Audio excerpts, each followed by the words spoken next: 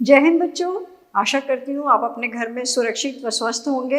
और हम आज पढ़ेंगे बच्चों सामाजिक विज्ञान कक्षा 9वीं खंड 2 का पाठ 4 वन्य समाज और उपनिवेशवाद। आप सब जानते हो बच्चों कि अंग्रेजों ने हमारे देश पर 300 वर्षों तक शासन किया और उन्होंने हमारे देश के बहुत सारे जंगलों का किस तरह उपयोग किया तथा हमारे जंगलों पर ही हमारे ऊपर प्रतिबंधित किया गया। इस प्रतिबंध के क्या कारण थे, किस प्रकार उपनिवेशवाद ने हमारे वन को नष्ट किया। तो वन्य समाज और उपनिवेशवाद मीन्स दूसरे देश का शासन। बच्चों अमेजोन के जंगल जो है दुनिया के सबसे घने जंगल है और उसी की तुलना हम करते हैं पश्चिमी घाट के जंगलों के एक ही टुकड़े से, जिसमें 500 अलग अलग प्रजातियों के पौधे मिलते हैं। और यह विविधता तेजी से लुप्त होती जा रही है औद्योगिकरण के दौर में। सन 1700 से 1995 के बीच 139 लाख वर्ग किलोमीटर जंगल यानी दुनिया के कुल क्षेत्रफल का 9.3% भाग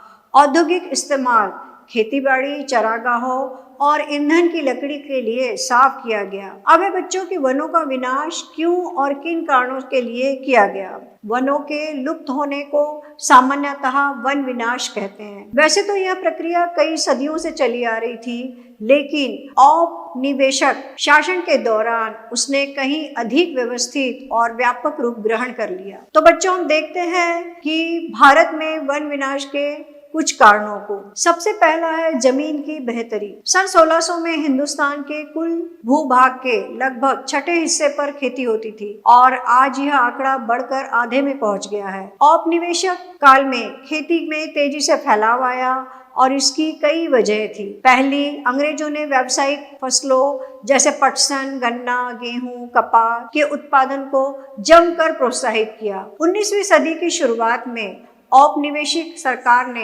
जंगलों को उत्पादक समझा और उनके हिसाब से इस व्यर्थ के बियाबान पर खेती करके उससे राजस्व और कृषि उत्पादों को पैदा किया जा सकता था और इस तरह राज्य की आय में बढ़ोतरी की जा सकती थी।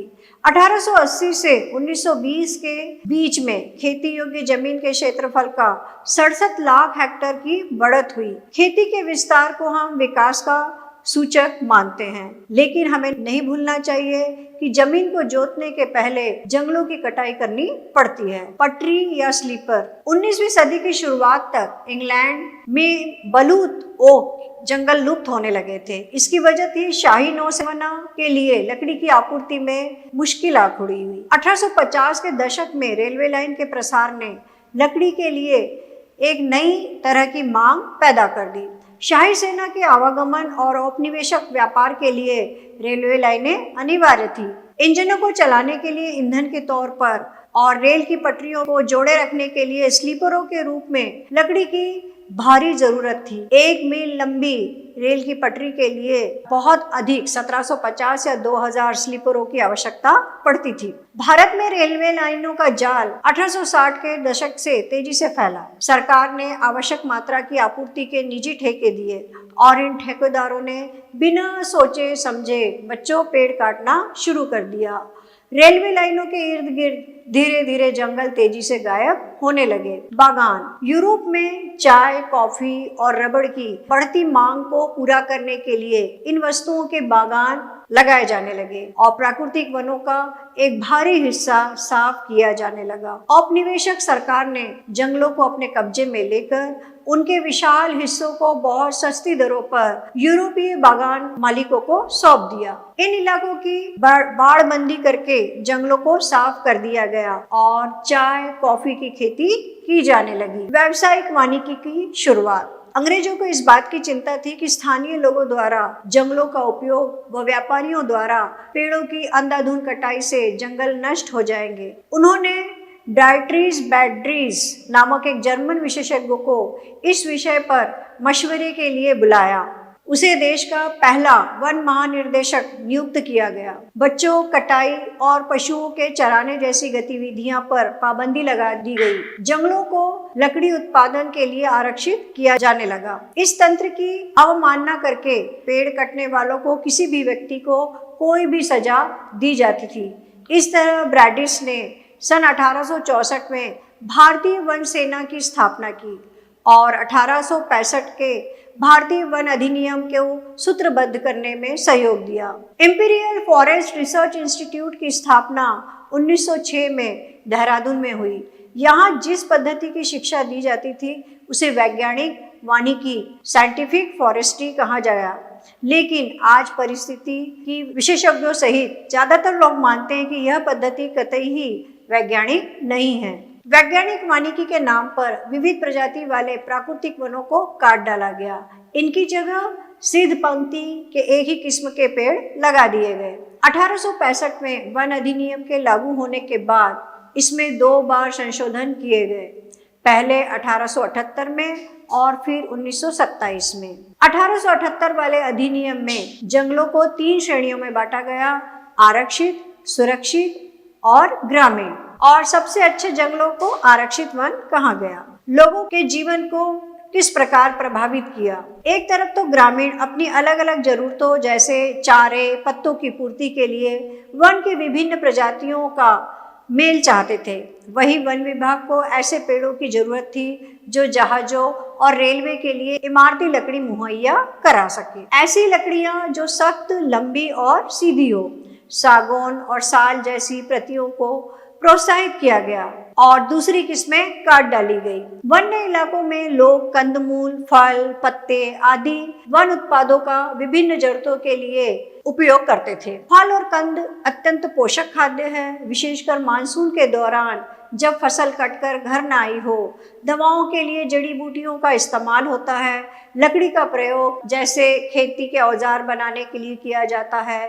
बांस से बेहतरीन बाड़े बनाई जा सकती है और इसका उपयोग छतरी तथा टोकरी बनाने के लिए भी किया जा सकता है। सूखे हुए कुम्हड़े के खोल का प्रयोग पानी की बोतल के रूप में किया जा सकता था। जंगलों में लगभग सब कुछ उपलब्ध है। पत्तों को जोड़ जोड़कर खाओ फेंको के किस्म की पत्तल और दोने बनाए जा सकते थे। सियादी की कांटेदार छाल पर सब्जियां छीली जा सकती है। महुए के पेड़ से खाना पकाने और रोशनी के लिए तेल निकाला जा सकता है। वन अधिनियम के चलते देश भर में गांव वालों की मुश्किलें बढ़ने लग गई। इस कानून के बाद घर के लिए लकड़ी काटना, पशुओं को चारा, कंद मूल, फल इकट्ठा करना आदि रोजमर्रा की गतिविधियां गैरकानूनी बन गई। जंगलों से लकड़ी चुराने के अलावा कोई चारा नहीं बचा। पकड़े जाने की स्थिति में वे वन रक्षकों की दया पर होते थे या उनसे वो लोग घूस हटते थे। वनों के नियमन में खेती कैसे प्रभावित थी? यूरोपीय उपनिवेशवाद का सबसे गहरा प्रभाव झूम या घुमंतू खेती प्रथा पर दिखाई पड़ता है। एशिया, अफ्रीका और दक्षिणी अमेरिका के अनेक भागों में यह खेती एक परंपरागत तरीका है। इसके कई स्थानीय नाम हैं बच्चों, जैसे दक्षिणी पूर्वी एशिया में इसे लॉन्दिंग कहते हैं, मध्य अमेरिका में इसे मिल्पा कहते हैं और अफ्रीका में चितमेल या तावी और श्रीलंका में चेना कहते हैं। हिंदुस्तान में घुमंतू खेती के लिए धया, पेंदा, बेवर, नेवड़, झूम, पोंडू, खदादू और कुमरी ऐसे कुछ स्थानीय नाम भी है। घुमंतू कृषि के लिए जंगल के कुछ भागों को बारी बारी से काटा और जलाया जाता है। मानसून की पहली बारिश के बाद इस राख में बीज बो दिए जाते हैं और अक्टूबर-नवंबर में फसल को काट लिया जाता है। इन खेतों पर 1 साल खेती करने के बाद इन्हें 12 से 18 साल तक के लिए परती छोड़ दिया जाता था, जिससे वहां फिर से जंगल पनप जाए। इन भूखंडों में मिश्रित फसलें उगाई जाती है, जैसे मध्य भारत और अफ्रीका में ज्वार, बाजरा, ब्राजील में कसावा और लैटिन अमेरिका के अन्य भागों में मक्का व फलियां उगाई जाती है। यूरोपीय वन रक्षकों की नज़र में यह तरीका जंगलों के लिए नुकसानदेह था। उन्होंने महसूस किया कि जहां कुछ एक सालों के अंतर पर खेती की जा रही हो, ऐसी जमीन पर रेलवे के लिए इमारती लकड़ी वाले पेड़ नहीं उगाए जा सकते। साथ ही जंगल जलाते समय बाकी बेशकीमती पेड़ों को भी फैलती लपटों के चपेट में आ जाने का खतरा हमेशा बना रहता है। घुमंतू खेती के कारण सरकार के लिए लगान का हिसाब रखना भी मुश्किल था। इसीलिए सरकार ने घुमंतू खेती पर रोक लगाने का फैसला किया। अब है बच्चों, शिकार की आज़ादी किसे थी? हम उस समय अंग्रेजों के गुलाम थे, इसलिए आपको ये जानना बहुत आवश्यक है। वन कानूनों के पहले जंगलों में या उसके आसपास रहने वाले बहुत सारे लोग हिरण, तीतर जैसे छोटे मोटे शिकार करके जीवन यापन करते थे। यह पारंपरिक प्रथा अब गैर कानूनी हो गई। शिकार करते हुए पकड़े जाने वालों को अवैध शिकार के लिए दंडित किया जाने लगा। हिंदुस्तान में बाघों और दूसरे जानवरों का शिकार करना सदियों से दरबारी और नवाबी संस्कृति का हिस्सा रहा था। औपनिवेशिक शासन के दौरान शिकार का चलन इस पैमाने तक बढ़ा कि कई प्रजातियां लगभग पूरी तरह लुप्त हो गई। अंग्रेजों की नजर में बड़े जानवर जंगली बर्बर और आदि समाज के प्रतीक चिन्ह थे। उनका मानना था कि खतरनाक जानवरों को मारकर वे हिंदुस्तान को सभ्य बनाएंगे। 1875 से 1925 के बीच इनाम के लालच में 80,000 से ज्यादा बाघ, 1,50,000 तेंदुए और 2 लाख भेड़िए गिराए गए। धीरे धीरे बाघ के शिकार को एक खेल की ट्रॉफी के रूप में देखा जाने लगा।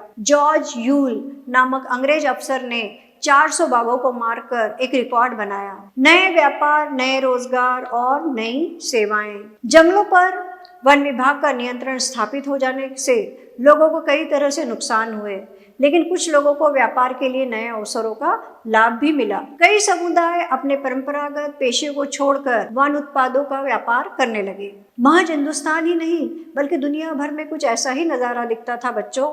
19वीं सदी के मध्य में ऊंची निगाहों पर रहकर मैनियोक उगाने वाले ब्राजील, अमेजोन में मुनदुरुक समुदाय के लोगों ने व्यापारियों को रबर की आपूर्ति के लिए जंगली रबर के वृक्षों से लैटेक्स एकत्र करना प्रारंभ कर दिया। लैटेक्स एक दूध होता है बच्चों जो रबर के पेड़ों से प्राप्त होता है। हिंदुस्तान में वन उत्पादों का व्यापार कोई अनोखी बात नहीं थी। मध्यकाल से ही आदिवासी समुदायों द्वारा बंजारा आदि घुमंतू समुदायों के माध्यम से हाथियों और दूसरे सामान जैसे खाल, सींग, रेशम के कोए, हाथीदार, बांस, मसाले, रेशे, घास, गोंद और राल के व्यापार के सबूत मिलते हैं। लेकिन अंग्रेजों के आने के बाद व्यापार पूरी तरह सरकारी नियंत्रण में चला गया। ब्रिटिश सरकार ने कई बड़ी यूरोपीय व्यापारिक कंपनियों को विशेष इलाकों में वन उत्पादों के व्यापार की इजाजत सौंप दी। इस प्रक्रिया में मद्रास प्रेसिडेंसी को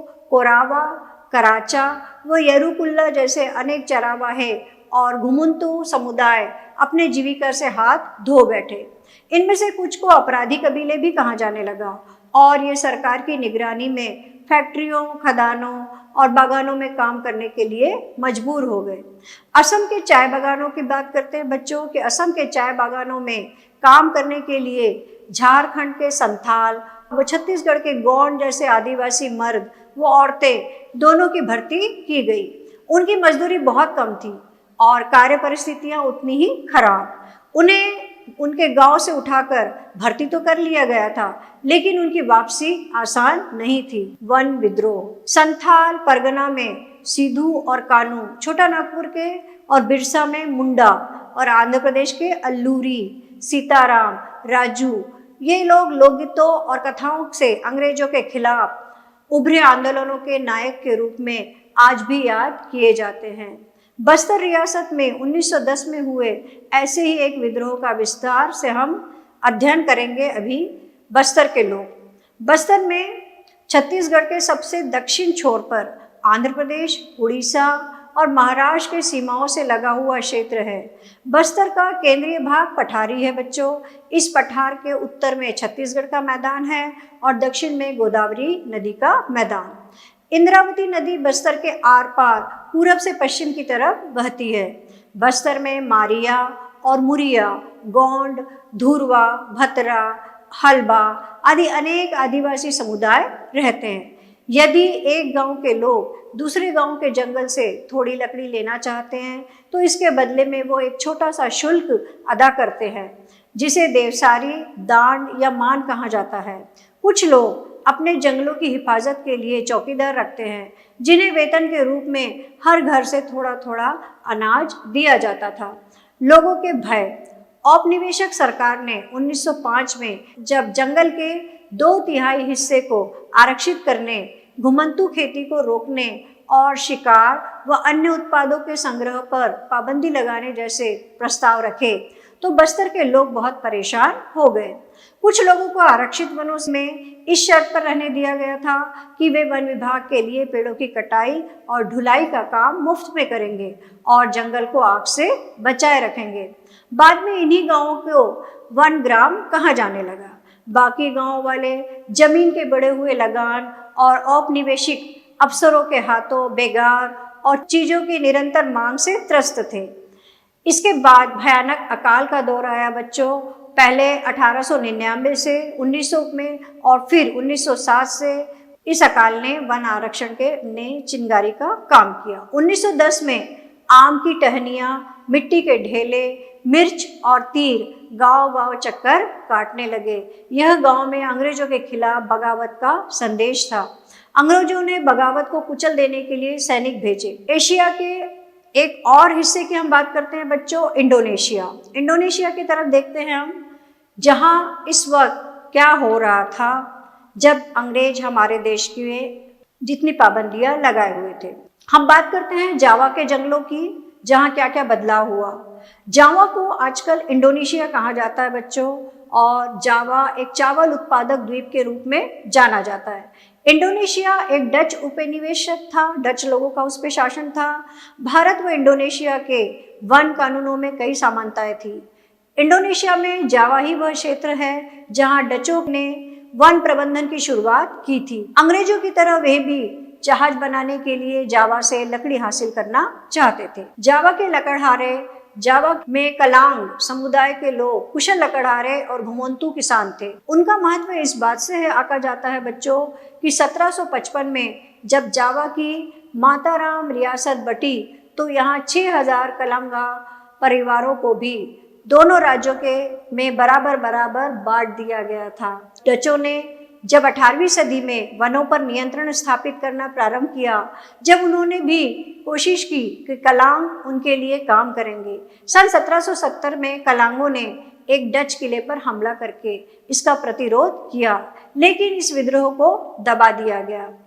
डच वैज्ञानिक वानिकी 19वीं सदी में बच्चों, जब लोगों के साथ साथ इलाकों पर भी नियंत्रण स्थापित करना जरूरी लगने लगा, तो डच उपनिवेशकों ने जावा में वन कानून लागू कर दिया और ग्रामीणों की जंगल पर पहुंच पर बंदिशें थोप दी। इसके बाद नाव या घर बनाने जैसे खास उद्देश्यों के लिए सिर्फ चुनी हुई जंगलों से लकड़ी काटी जाती थी, और वह भी कड़ी निगरानी में। भारत की ही तरह यहाँ भी जहाज और रेलवे लाइन निर्माण ने वन प्रबंधन और वन सेवाओं को लागू करने की आवश्यकता पैदा कर दी। सन 1882 में अकेले जावा से ही 2,80,000 स्लीपरों का निर्यात किया गया। डचों ने पहले तो जंगलों में खेती की, जमीनों पर लगान लगा दिया। बाद में कुछ गांवों को इस शर्त पर इससे मुक्त कर दिया कि वे सामूहिक रूप से पेड़ काटने और लकड़ी ढोने के लिए भैंसे उपलब्ध कराने का काम मुफ्त में करेंगे। इस व्यवस्था को ब्लैंडांग डियनस्टेन के नाम से जाना गया। सामीन की चुनौती। सन 1890 के आसपास सागौन के जंगलों में स्थित रांदुबलातुंग गांव के निवासी सुरोनतिंग को सामीन ने जंगलों पर राजकीय मालिकाने पर सवाल खड़ा कर दिया और एक व्यापक आंदोलन खड़ा हो गया। युद्ध और वन विनाश। पहले और दूसरे विश्व युद्ध का जंगलों पर गहरा असर पड़ा बच्चों। जावा पर जापानियों के कब्जे से ठीक पहले डचों ने भस्म करो भागो नीति अपनाई, जिसके तहत आरा मशीनों और सागौन के विशाल लट्ठों के ढेर जला दिए गए, जिससे वे जापानियों के हाथ न लग पाए। जंग के बाद इंडोनेशियाई वन सेवा के लिए इन जमीनों को वापस हासिल करना बहुत कठिन था। हिंदुस्तान की तरह यहाँ भी खेती योग्य भूमि के प्रति लोगों की चाह और जमीन को नियंत्रित करने तथा लोगों को उससे बाहर रखने की वन विभाग की जिद के बीच टकराव पैदा हुआ। वानिकी के नए बदलाव। 80 के दशक में बच्चों एशिया और अफ्रीका की सरकारों को यह समझ आने लगा कि वैज्ञानिक वानिकी और समुदायों को जंगलों से बाहर रखने की नीतियों के चलते बार बार टकराव पैदा होते रहेंगे। वनों से इमारती लकड़ी हासिल करने के बजाय जंगलों का संरक्षण ज्यादा महत्वपूर्ण लक्ष्य बन गया है। मिजोरम से लेकर केरल तक हिंदुस्तान में हर कहीं घने जंगल सिर्फ इसलिए बच पाए कि ग्रामीणों ने सरना, देवराकुंडू, कान, राई इत्यादि नामों से पवित्र बगीचा समझकर इनकी रक्षा की। इसमें हर परिवार बारी बारी से अपना योगदान देता है। इस प्रकार बच्चों हम देखते हैं कि उपनिवेशवाद के कारण पूरे विश्व के घने जंगलों को बहुत अधिक हानि उठानी पड़ी। भारत ने तो यह भुगता ही 200 वर्षों तक, लेकिन विश्व के अन्य जंगलों में भी यह समस्याएं झेलनी पड़ी। तो बच्चों आगे हम इसमें देखेंगे कि आपको मानचित्र की सहायता से यह अध्याय बहुत अच्छे से समझ गया होगा और आशा करती हूँ आप अपने घर में स्वस्थ होंगे और